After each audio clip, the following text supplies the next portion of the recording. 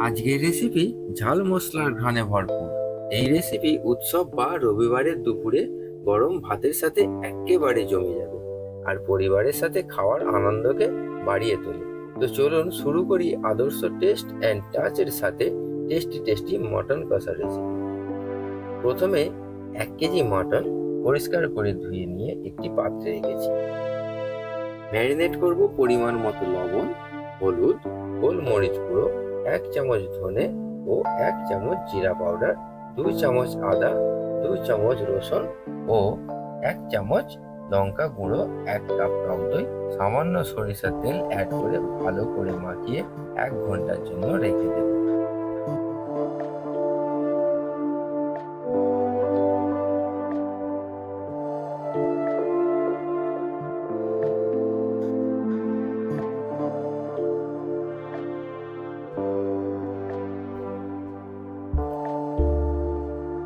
1 ঘন্টা পর ফিরে এলাম।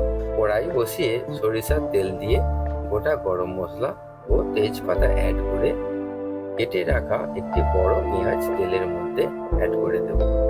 আমি পেঁয়াজের পরিমাণ একটু কম ব্যবহার করলাম, কারণ আগে আমি পেঁয়াজ বেরেস্তা ও আলু ভেজে রেখেছি, যেটা পরে ব্যবহার করব।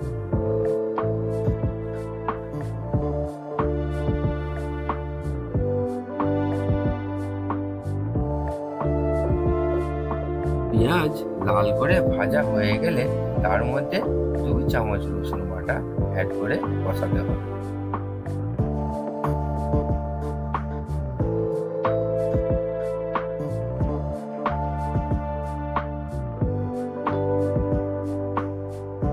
রসুনের কাঁচা গন্ধ চলে গেলে কিছুটা মটনের চর্বি দিয়ে নাড়াচাড়া করে নিলাম।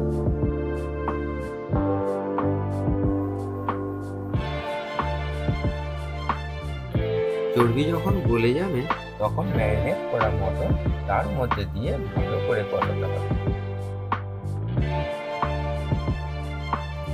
কিছুক্ষণ পর অ্যাড করব পেঁয়াজ বেরেস্তা আর একটু সময় দিয়ে প্রায় 7 থেকে 10 মিনিট ভালো করে কষাতে হবে।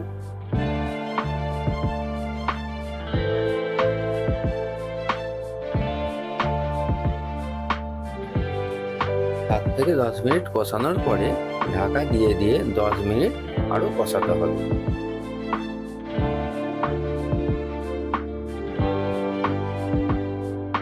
এরপর ঢাকা খুলে টমেটো কুচি ও লঙ্কা গুঁড়ো অ্যাড করে নাড়াচাড়া করে নেব।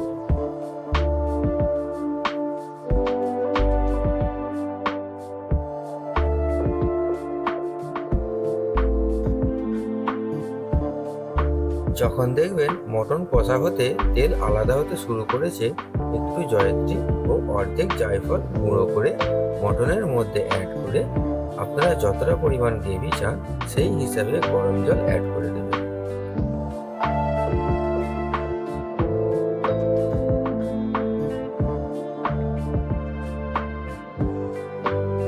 এবং ভেজে রাখা আলু ও টমেটো সস অ্যাড করে ঢাকা দিয়ে কিছুক্ষণ হালকা আঁচে রাখতে হবে।